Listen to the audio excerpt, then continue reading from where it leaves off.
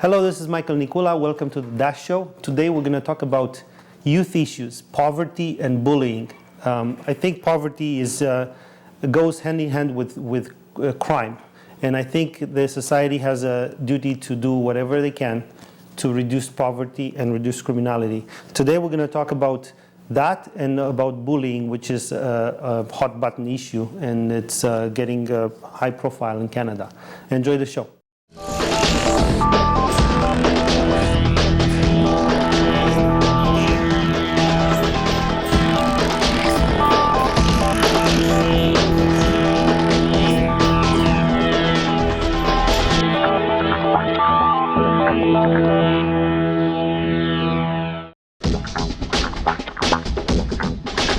Hey, welcome to the Dash Show. I'm Dave Barclay, and today we're talking about youth issues. That means bullying, that means young offenders, and that means poverty for young people.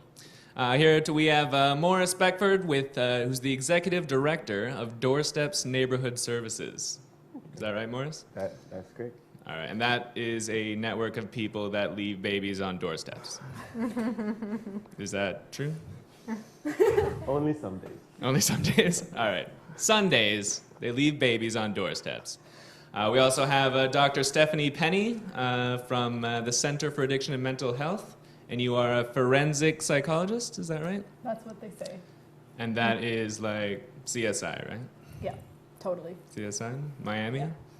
Mostly? Mostly, yeah. And we also have someone who is a certified youth. I looked at her driver's license. Maria.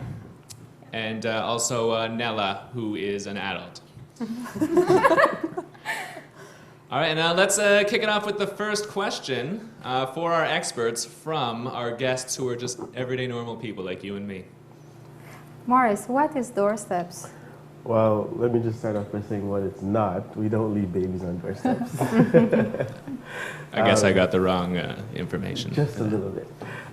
We are a community development agency. We're based in Northwest Toronto. For those of you who don't know what that is, it's Jane Finch area. But we're not actually at Jane Finch, so don't be scared. We're at Jane and Wilson, and we do a whole bunch of different programming. We do after school, we do leaders in training, we also do some breakfast and before school programming. We also have 3 neighborhood centers in 3 small locations, Falstaff, Chalk Farm, and Daystrom. So when people look this up, they can look up those areas. The neighborhood centers do a myriad of different things. So we've got an on-site community worker who has training in different languages, so they can help with settlement services, and they can help with just regular everyday questions and problems that people have. I think most of our staff like to refer to our agency as an asset-based agency, so we try to focus on things that people do well in their communities and build on those rather than looking at things that are not going well in our communities and trying to fix those. So Morris, did you say you give people breakfast? We do, some days.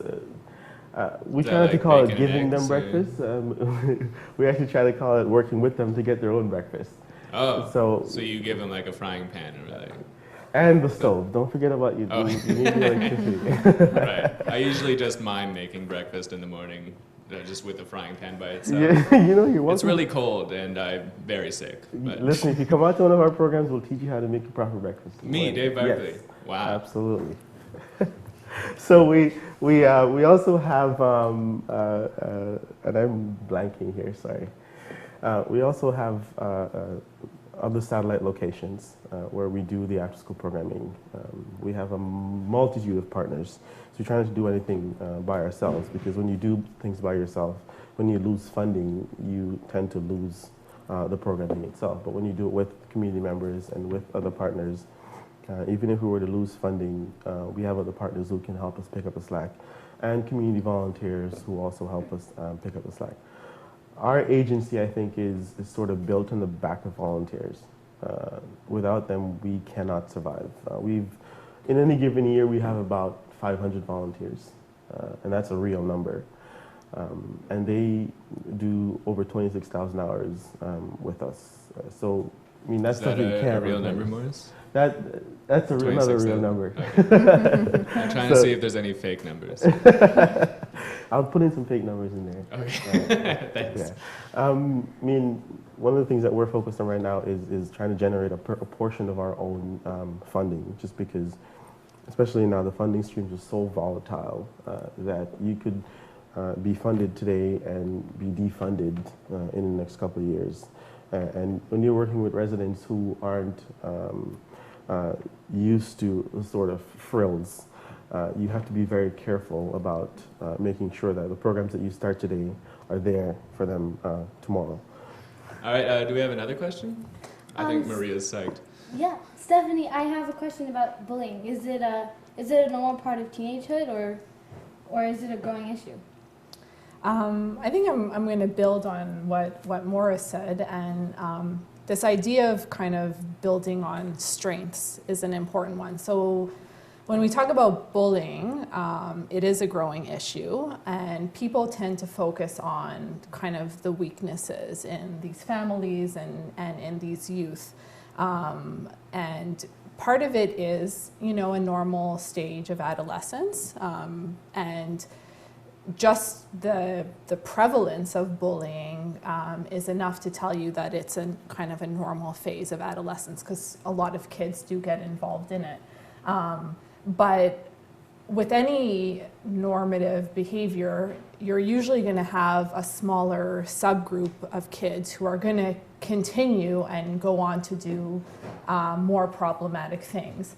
And I would argue it's actually for these youth especially that we need to focus on their strengths and kind of exploit those strengths. A lot of these kids are normally coming from disadvantaged communities and kind of chaotic family homes with not many opportunities. So it's important to take those positive things and really exploit them. Stephanie, I was a big kid, but I didn't really bully anyone.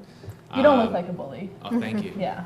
But did I maybe miss out on that natural part of my development because I didn't bully anyone? No. Should I have bullied someone when I I was a don't kid? know. Bullying is almost never associated with good outcomes in the Oh, long okay. run. So I would say that Oh, so I dodged a bullet then. you you dodged a bullet. It's good you didn't use your size for bad, but maybe Yeah. for good. And, yeah. So getting back to your question, Maria, it's kind of yes that it is a normal stage of adolescence, but when we look actually deeper into the youth justice system, what normally happens is kids who end up getting arrested and having contact with the youth justice system, we can see that they maybe started as bullies and progressed from there. That's not always the case, but that certainly happens a lot of times. So we can almost look at bullying, even in more minor forms, as an early risk factor for some of these things to happen down the road. So is bullying like a gateway drug to crime? Sometimes, yes. Stephanie, what are the causes of criminal behavior in youth? So I'm not going to pretend to be, and that's a big question. It's an important question. It's a question that psychologists and criminologists and psychiatrists have been studying for over 100 years. And by now we're actually pretty good at saying, we have about 15 or 20 risk factors that we know are really powerful predictors of a young person engaging in crime and not just being a bully, but actually progressing into the deeper end of the youth justice system. Nela, did you have another question? You Yes. looked curious. I have a question for Morris. Morris, it seems like you're working for a great cause.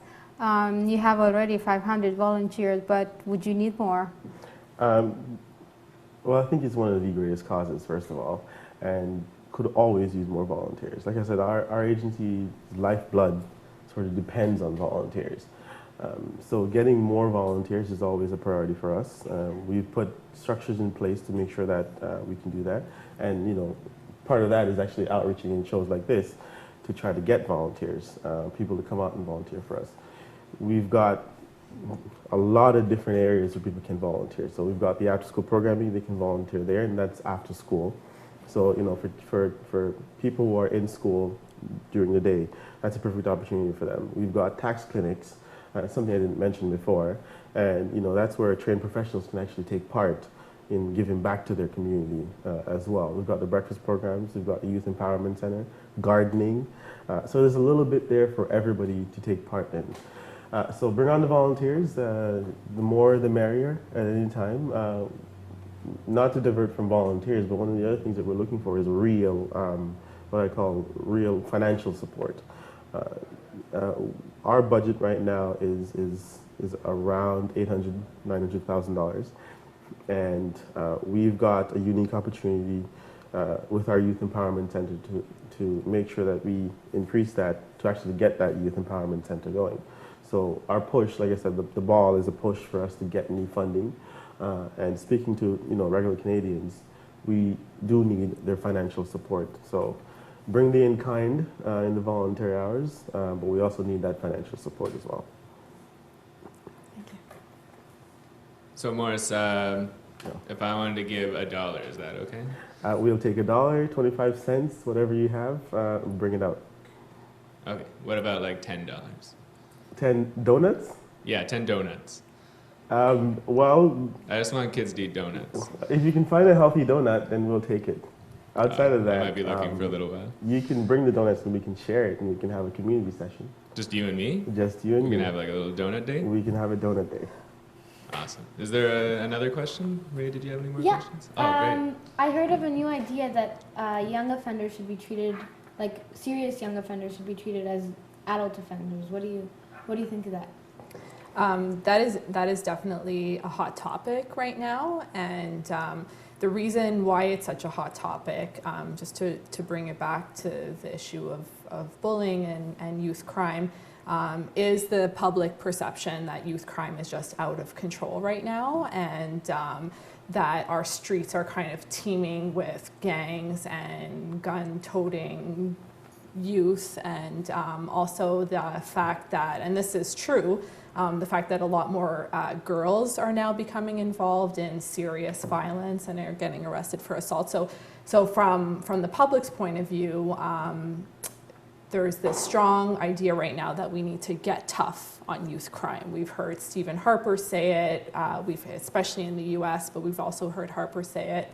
And part of this idea of getting tough on youth crime is to start treating juveniles as adults and giving them harsher sentences for different types of offenses. So that's kind of where this is all coming from. Part of the problem, I'll say from the get-go, is I don't agree with either treating youth as adults or sentencing them as adults. I don't even agree with sentencing some adults as adults, even if they're kind of in their early 20s and still very juvenile in a lot of respects. So that said, there's what I see as two main problems with sentencing kids as adults is, first of all, in North America, so both Canada and the US, if you're an adult and you get arrested for something, there's a legal obligation to make sure that you're competent to proceed with your legal case before anything happens. So they have to show that you are competent to participate in your trial, to go before a judge, to talk to a lawyer. So what that means is if you're, for example, severely mentally retarded or mentally ill, you might be found incompetent, and so you will not proceed with your charges. If we think about kids, just by virtue of their age, sometimes that makes them incompetent because they're developmentally immature. They don't really understand what a judge is or what our court system is like. They don't understand that. But unlike adults, there's no legal obligation to make sure a youth is competent before you put them in court. And the reason for that is that when the youth system was reserved for youth, there was no need to show that they were competent because the youth system was not as punitive as the adult system. But if now you're going to put a kid in the adult system or sentence them as an adult, we better make sure they're actually competent to receive an adult sentence, and we don't do that right now. All right, thanks a lot for joining us today here on The Dash Show.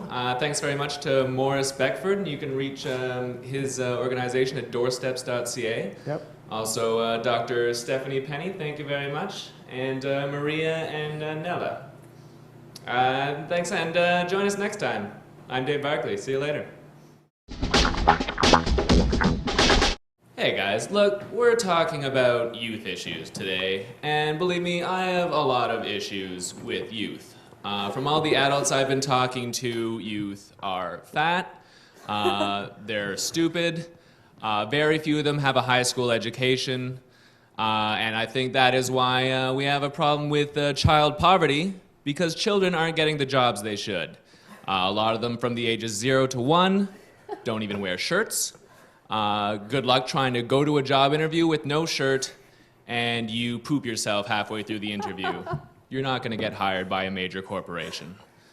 Furthermore, I believe the government should pay for daycares in the same way that they pay for prisons to protect the rest of society from children. I don't know if you've seen these children, especially from the ages 0 to 1. They attack women at the breast and literally suck milk from both breasts like leeches. We need to shut these people away where they can't harm men or women. Because yes, they're getting milk from the breasts of women now, but maybe us men are next. Okay? So in conclusion, watch out for youth, especially youth from the ages 0 to 1, because they're very dangerous and should be shut away. Thank you very much. I'm Dave Barclay. That was a very good discussion. I fully support programs like Doorsteps or Big Brother. I think we need to do more to volunteer and help disadvantaged youths. Supporting programs that disadvantaged youths would reduce problems further down the road. I support free daycare and free post-secondary education as well. And I think the government should do more to encourage Canadians to have more children and rely less on immigration for increasing the population. You may or may not agree with me. You can go on the website and comment and vote for yourself, www.onlineparty.ca. Thank you.